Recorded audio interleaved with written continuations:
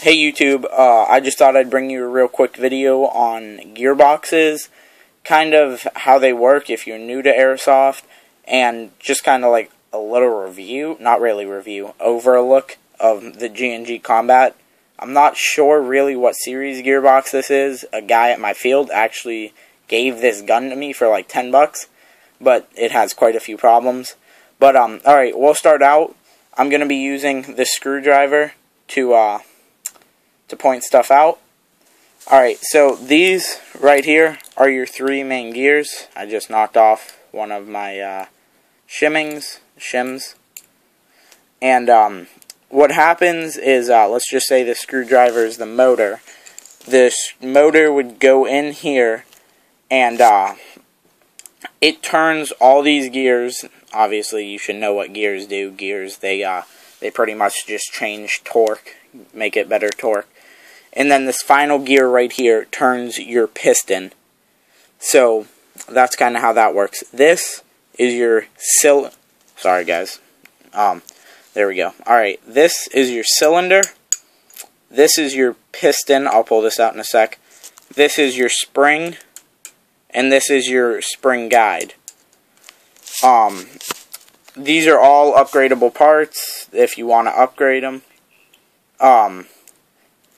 For those of you who don't know, I mean, the way the spring works is, the spring guide would be pushed into the gearbox. When you close it up, it would go like that, and as this gear turns, it pulls this piston back, which obviously makes the spring tighter, and then the piston shoots forward, and air would then come out of this right here. This little tube called your air nozzle, and that's what propels your BB. Alright guys, let me set the camera back down on my tripod. Alright, so that's that. But alright, I'll pull this piston out for you guys. Alright, well, real quick, here's a closer look at the spring guide. This is a metal spring guide. It's fairly nice, but spring guides, they do some stuff, but most of all, they're not all that important. But I definitely would recommend a metal spring guide over a plastic one. A lot of guns come with plastic ones, but yeah, so that's your spring guide. Here is your spring and your piston coming out. This gearbox I haven't upgraded yet, so it just has a real crappy piston and piston head. But this is a M110 spring, so it has okay compression. But for most of my guns, because I play outdoors and kind of like woodland, not CQB, I like M120 springs. But let me move this gearbox. Sorry guys. So pistons are probably the most important kind of part of your gearbox. These right here are your piston teeth. If you have a plastic piston, it's actually not really plastic, it's like carbon and all this other mixed stuff, but whatever. What's going to happen over time is, you can't really see it, your teeth are going to wear, and they'll eventually strip out, probably over the course of about 20,000 rounds, or, I mean, just kind of depends, anywhere from maybe, depending on the gun, 5,000 rounds to 100,000.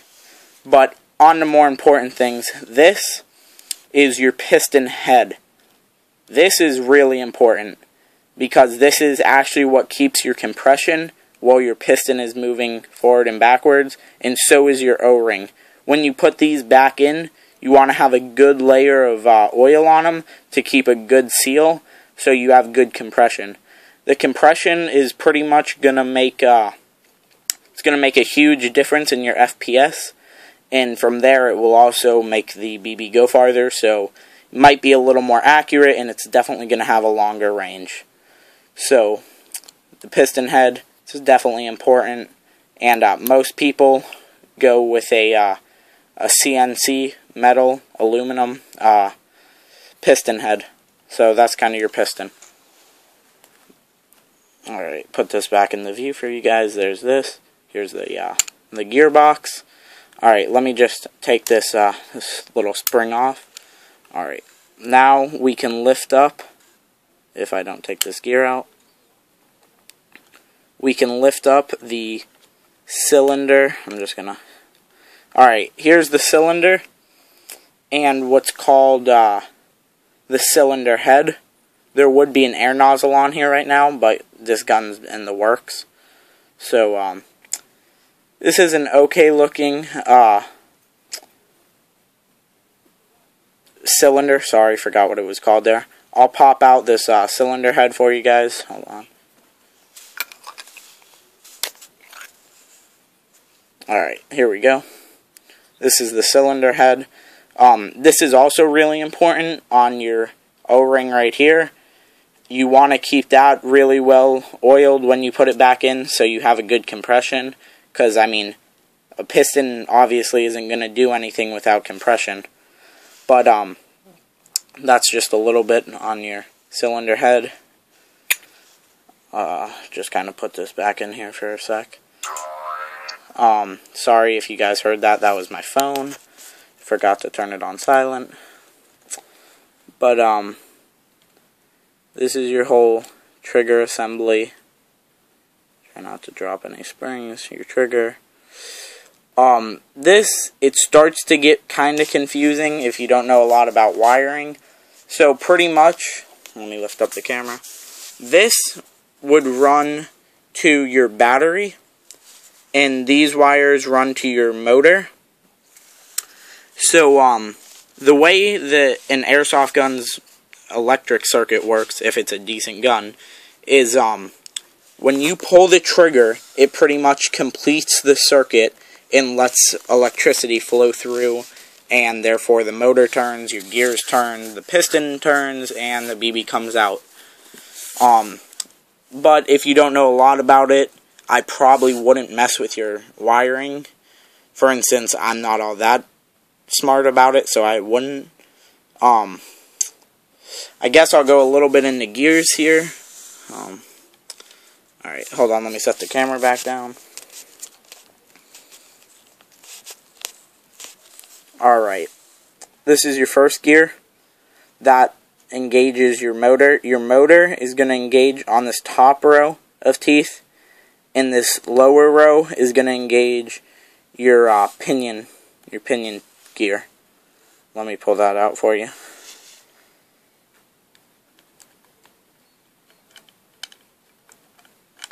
Alright, here it is.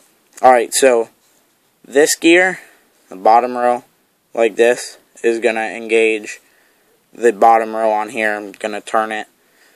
And then this top row of gears right here is going to engage with these, which is therefore going to turn this gear. And then, sorry, just drop that. These are going to grab the teeth on your piston, and therefore turn that and crank your piston. Another important thing, hold on, let me grab this wiring. Here we go. This is the wiring that actually connects to your battery. Another important thing to look at is, I almost forgot, this is actually really important. Fuses. Depending on what type of battery you're running, here's my fuse, you're going to want to make sure you have a good fuse. If you're running lipos and your gun isn't made for it, believe me, you'll find out really quick. You'll blow your fuse extremely fast. But if you're just using normal like nickel metal hydrides or anything like that, you shouldn't really have a problem. But what a fuse does pretty much is it protects all your wiring from like higher voltage. Definitely it helps protect your motor too from higher voltage, because your battery, let's say you just got it off your charger, it's probably going to be having a pretty high milliamp. So, pretty high milliamp, that doesn't really matter, but it's going to have a pretty high voltage too, maybe a little more than what it normally is. So, therefore, it could easily fry your electric panel and all that stuff, which is not good first, it's just a pain to replace, and it costs money. So that's not good. So you definitely want to make sure, depending on what you're using, you have the right fuse. If you have any questions about what you're running, like if you're running a one-cell LiPo and you don't know what type of fuse to put in it, you can go ahead and message me and I'll reply with whatever type of fuse you need. Normally you want to at least be running a 25 amp. 20 amps work, but I like 25 amps. And then the other thing that a lot of beginners don't know, my friend actually had this problem, was if your battery is plugged in and you're pulling the trigger on your gun and nothing's working and you're scared to open your gearbox because you don't know anything about this, check your fuse, because if you don't hear any noise, like the motor isn't trying to engage, it's probably your fuse. I mean, fuses on most guns are extremely easy to check. Like, for instance, this is just in the crane stock of my JG M4. Not my JG, sorry, GNG. My GNG combat machine. So, it's extremely easy to check. You just pop off the butt plate, and there it is. But, that's just a really easy thing to check. But, let me just double check, make sure I went over everything there. But, that's pretty much what the inside of a gearbox is and how it works. I hope this was helpful for you guys. Rate, comment, and subscribe. Have a great day.